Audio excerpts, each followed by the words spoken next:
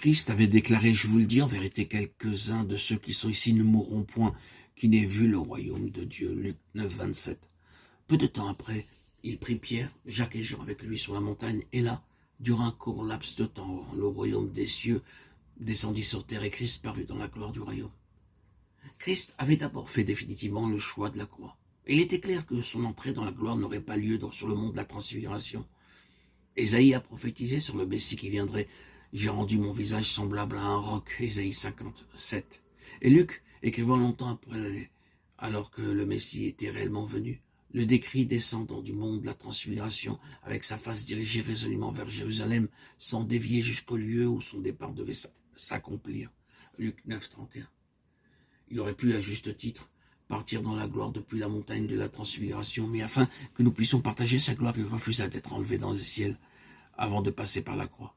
Le jour de l'enlèvement des saints est proche et nous ferions bien de réaliser que le chemin qui mène à la gloire est le même pour nous qu'il le fut pour le Seigneur. Luc rappelle ceci.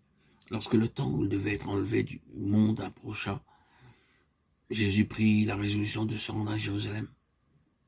Remarquons bien tous les incidents qui sont survenus depuis la montagne de la transfiguration jusqu'au mont du Calvaire. Christ envoya des messagers pour préparer son arrivée dans un village de Samaritains. Mais on ne le reçut pas parce qu'il se dirigeait sur Jérusalem. Luc 9, 53. La seule raison de leur refus, c'était sa détermination d'aller à Jérusalem. Cela a provoqué une réaction immédiate de la part de ses disciples qui voulurent faire tomber le jugement divin sur ceux qui l'avaient offensé. Cependant, leur réaction charnelle fut suivie d'une remarque sévère de la part du Seigneur. Si nous sommes résolus à suivre le chemin de la croix, nous rencontrerons inévitablement de l'opposition. Et si nous régissons en faisant valoir notre bon droit, le Seigneur nous reprendra comme il l'a fait avec ses deux disciples. Il ne s'attarde pas avec ceux qui contestent le long du chemin. Il était déterminé à aller à Jérusalem, c'est pourquoi si on lui refusait l'entrée d'un village, il se dirigeait tout simplement vers un autre village. Rien ne pouvait détourner Christ de son but. Jésus traversait les villes et les villages enseignant et faisant route vers Jérusalem, Luc 13, 22. Sans dévier de son objectif, il saisissait toutes les occasions qui se trouvaient sur son chemin. Oui, le moment de son départ approchait, mais le peu de temps qui lui restait était rempli par une activité divinement inspirée. Si nous devons bientôt partir d'ici-bas, n'ayons pas d'occupation simplement pour passer le temps en attendant que vienne ce jour.